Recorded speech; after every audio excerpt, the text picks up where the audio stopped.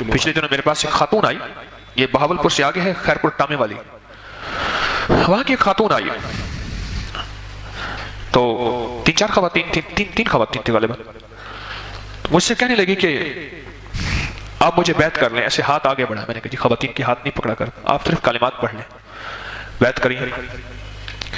کہنے لگے آپ کے تسبیح خانے اور درس سے میں نے بہت کچھ پایا، رسالے سے پایا، ہم فلاں سادات ہیں ان سے تعلق ہے، ہمارا گھرانہ سید ہے، لوگ ہمارے پاس آتے ہیں تعویذ لینے کے لیے، دم کرانے کے لیے، فلاں کے لیے، تو ہمارے بڑے کرتے ہیں یہ سارا کام۔ وہ خود ہی کہنے لگی بھائی ہمارا تو گزارا ہی نذرانوں ان ہدیوں پہ، ان تحفوں پہ ہوتا ہے جو ہمیں دے جاتے ہیں، ہمارے کہاں کاروبار ہے، اور ہم اسی پہ پل رہے ہیں۔ کہنے لگا آپ جو درس میں کہتے ہیں نا کہ یہ گدی نشین بیٹھے پل رہے ہیں، ہم بھی انہی میں سے ہیں، مفت میں پل رہے ہیں۔ لیکن کچھ سالوں سے میں نے زندگی میں کچھ کالے جادو کو شامل کیا، جب کالے جادو کو شامل کیا میرے عمل کی تاثیر بڑھ گئی، ہمارے ہر خاندان کی ہر عورت مرد تعویذ وغیرہ اور دم وغیرہ کرتے ہیں، لیکن میرے پاس لوگ زیادہ آنا شروع ہو گئے، نذرانے، ہدیے، گفٹ، چیزیں، نذرانے، چیزیں، حتیٰ کہ میں یہاں تک کہتی تھی کہ مجھے گاڑی کی چابی چاہیے، وہ کہتے مل جائے گی، انہیں پتا تھا کہ کام ہوگا، اور میں اپنے کالے جادو سے کام کرتی رہی۔ کبھی کبھی احساس ہوتا تھا زندگی تو تھوڑی ہے، رب کو ناراض کر کے جانا ہے، پھر آگے ایک شیشہ آ جاتا تھا، وہ دنیا کا، مال کا، چیزوں کا، اور ان ہدیوں کا، ان گفٹ کا، ان نذرانوں کا ایک کچھ آ جاتا تھا۔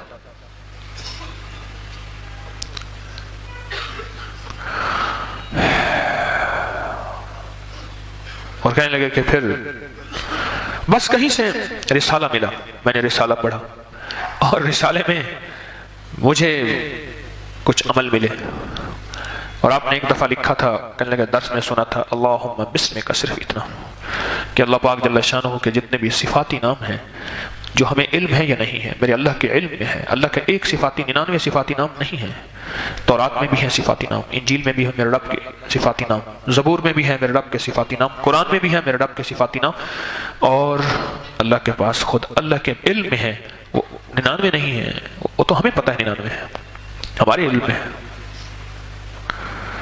کہنے لگے کہ میں نے اللہم بسمک کا یہ کہ آپ نے کہا تھا کہ اس میں اللہ کے سارے صفاتی ناموں کی تاثیر ہے، بس میں نے اس کو پڑھا تو پتہ نہیں شاید اس کا خود پہلا اثر میرے اوپر ہوا۔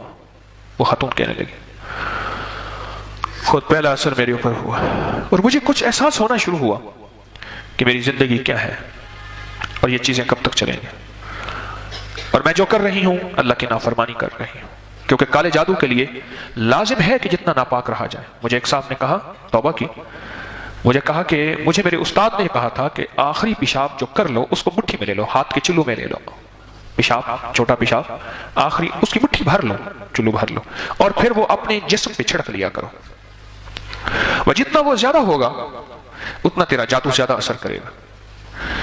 اور ہم کہتے ہیں جتنی روح زیادہ ہوگی پاکیزگی زیادہ ہوگی، رزق کی پاکیزگی، نظروں کی پاکیزگی، بولوں کی پاکیزگی، تنہائیوں کی پاکیزگی، لباس کی پاکیزگی جتنا زیادہ ہوگی اتنا روح کی دنیا، من کی دنیا، سچ کی دنیا اور عرشی دنیا زیادہ اثر کرے گی۔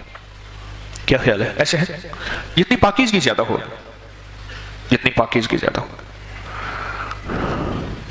تو کہنے لگے کہ وہ خاتون کہنے لگے میں ناپاک رہتی تھی، اور بھی ناپاکی کی چیزیں ایسی ہیں، حتیٰ کہ میں کیا بتاؤں آپ کو، جب روشنی نہیں ہوتی پھر اندھیرے میں انسان کو سب کچھ صحیح نظر آتا ہے۔ شیخ سعدی رحمۃ اللہ علیہ فرمانے لگے ایک شخص برف میں ٹھٹھرے ہوئے سانپ کو لاٹھی سمجھ کے لے کر چلتے رہے۔ مجھے اس کا احساس، ابھی میں چترال سے آگے کافرستان میں گیا تو وہاں برف ہی برف تھی، اس کا مجھے وہاں پتہ چلا کہ سانپ واقعی ٹھٹھر جاتا ہے، اور لاٹھی بن گئی، اور کہا کہ وہ اس سانپ کو لاٹھی سمجھتا رہا، اور جب تھوڑی سی گرمی پڑی تو سانپ میں جان آئی اور سانپ نے اسی کو پہلے ڈسا۔ خود اسی طرح روح کی دنیا، قرآن کی دنیا، مدینے والے کی دنیا ایسی روشنی ہے، یہ سب سے پہلے خود پڑھنے والے کو نفع دیتی ہے۔ کسی پہ آپ دم کر رہے یا کسی کے لیے آپ دعا کر رہے تو دعا سب سے پہلے آپ کو نفع دیتی ہے۔ آپ کا کیا خیال ہے؟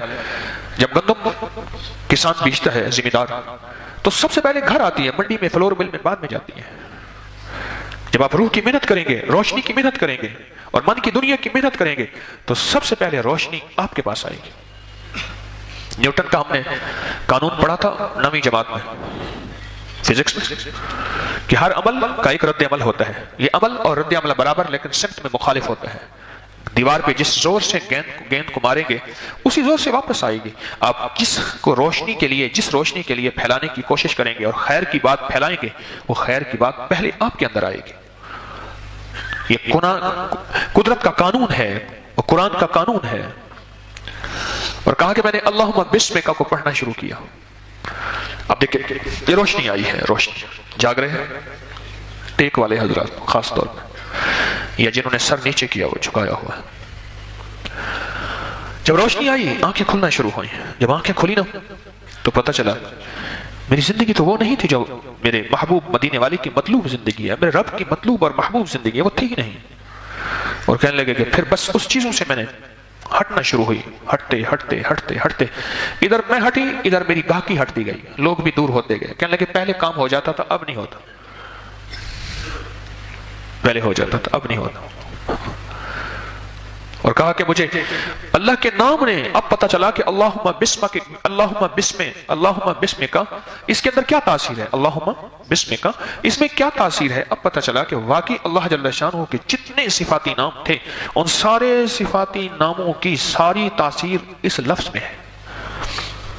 اللہم بسمک. یہ دعا ہے سونے کی. اللہم بسمک اموت و احیا. یہ سونے کی دعا ہے. یہ اس کا پہلا بول میں آپ سے عرض کر رہا ہوں.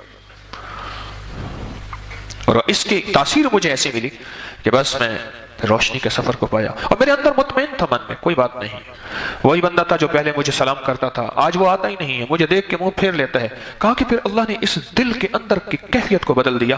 پھر میرے لیے کوئی حیثیت نہیں تھی. پہلے یہ حیثیت تھی مخلوق میرے پیچھے رہے اور سب کے کام ہو جائیں. اب یہ حیثیت ہے میں رب کے پیچھے رہوں اور مدینے والے کے پیچھے رہوں. کام تو اللہ ہی کرے گا. لا ملجا ولا منجا من اللہ الا الیہ. کام تو اللہ ہی کرے گا. اب یہ کیفیت ہے. یہ روشنی کا سفر ہے. ورنہ ایسا سفر زندگی کا کہ بس اندھیر میں پہنچ گئے حتی زرتم المقابر. اور قرآن نے اندھیرے کے سفر کو جو بیان کیا ہے وہ الہاکم التکاثر. یہی لفظ ہے الہاکم التکاثر. یہی لفظ ہے. اس کا معنی پتہ کیا ہے. الہاکم التکاثر کا معنی پتہ کیا ہے. اس کا معنی یہ ہے کہ خود بھولنا ہی بھول گیا. نسیم منسی بھولنا ہی بھول گیا کہ میں آیا کس لیے تھا. اور زندگی کا سفر جاری رہا اندھیروں کا. اور چلتے چلتے چلتے چلتے ایک وقت آیا اچانک جھٹکا لگا. اچانک جھٹکا لگا. اور لگے گا اچانک جھٹکا. کوئی دکان پہ بیٹھا ہے کوئی دفتر میں بیٹھا ہے کوئی دیوان پہ بیٹھا ہے کوئی زندگی میں کچھ بھی ہے. اچانک جھٹکا لگے گا. اور اچانک جھٹکا لگے گا اور سارا سفر ختم ہو کے پھر ایک سفر شروع ہوگا پر اس میں سارا اندھیرا ہوگا.